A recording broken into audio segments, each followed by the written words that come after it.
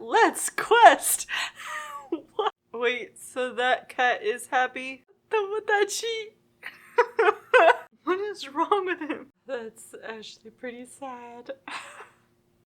Hello fellow anime geeks and welcome to another video on my mission to try all the anime. Today's anime series is Netflix's EDENS Zero, and I got my usual 4 questions to better organize my thoughts. This anime is a 2-cour 25 episode series that is actually still airing, but we do have the first 12 episodes available to us for international audiences on Netflix. The mouth tags are action, sci-fi, adventure, space, comedy, fantasy, and shounen. And all of those are correct. This does have quite a few shounen manga tropes. It's technically a space adventure, but it doesn't really feel like a Kanata no Astra, for example. It feels more like the outrageous mixtures that were Sentouin and Back Arrow. And like Back Arrow, it has a very young shounen manga feel to it.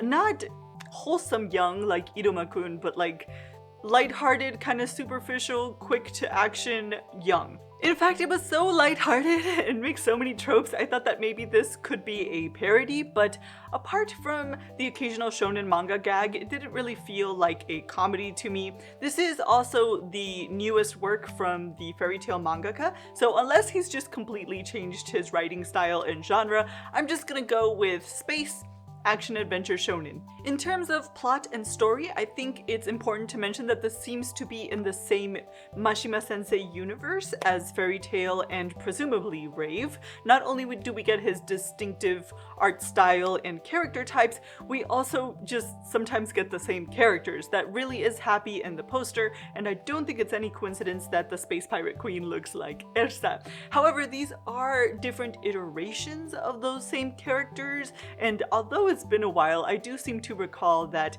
in Fairy Tail there were like clones and parallel worlds. Here, the different people, worlds, cultures, tech, robots, it does make sense because this is a space adventure. There's also like strange time-related phenomena and space exploration events that are kind of reminiscent of the unexpected behavior and fun of the Grand Line in One Piece. Our protagonist is a kid with these cool gravity-controlling powers who was raised on a robot-operated kind of old attraction planet.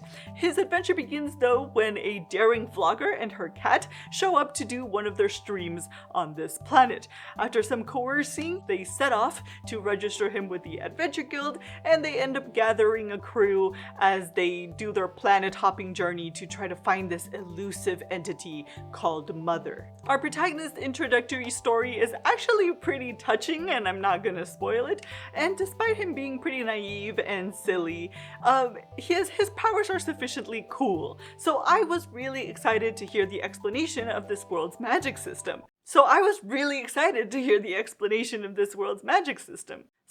While this story shines in creating these quick but very emotional individual short stories, it doesn't do so hot in expanding those into a plot and narrative that include rules, consistent rules, and a good solid magic system. But you could say that in a way it's kind of genius for them to attribute everything to the ether because it's such a vague, old, interesting concept. I mean, the idea before we understood anything about like light, atoms, and forces, that there was this wondrous substance that just permeated everything around us, is just something that even my modern physics prof couldn't make sound boring and unromantic, though not for lack of trying. And I don't think it's any coincidence that the anime is using the pronunciation that's closer to the Greek mythological concept of the aether. It's connected to the air, the gods, the cosmos.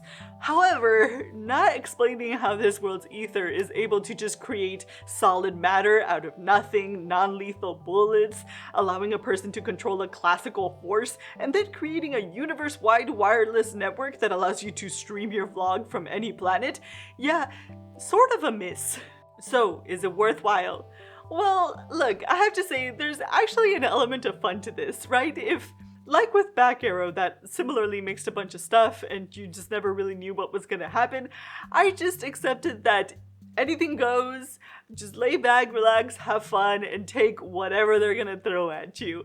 And if you approach it that way, it's actually pretty fun. Also, if you're a fan of Mashima's heroes, whether that's the characters or the crossover story by that name, I feel like you would like this. And I mean, I recall being equally excited for something like Tsubasa Chronicle when that first came out. I just felt like really nostalgic and happy to see those characters again. And I mean, back then, if I had the opportunity, I would have pledged allegiance to the clamp. But I'm not a really big fan of this universe, despite having 124 episodes of Fairy Tail under my belt. With both of these stories, with Fairy Tail and with Eden Zero, despite having a main goal, you know, making our guild the best guild and finding Mother, there's a sense of aimlessness to the plot that the disjointed tropes and the nonsensical plot points don't help any.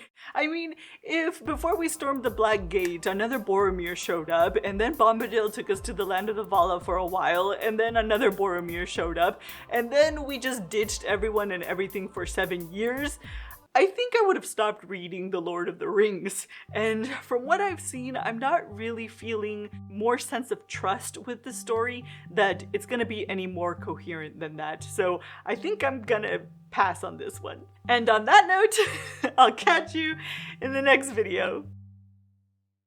There's a lot of stuff mixed into this. Ugh. The crud, the body's ether flow. It's a dragon. It's kind of cliche, but it's fun. And I guess who doesn't like an OP character and a scantily clad girl?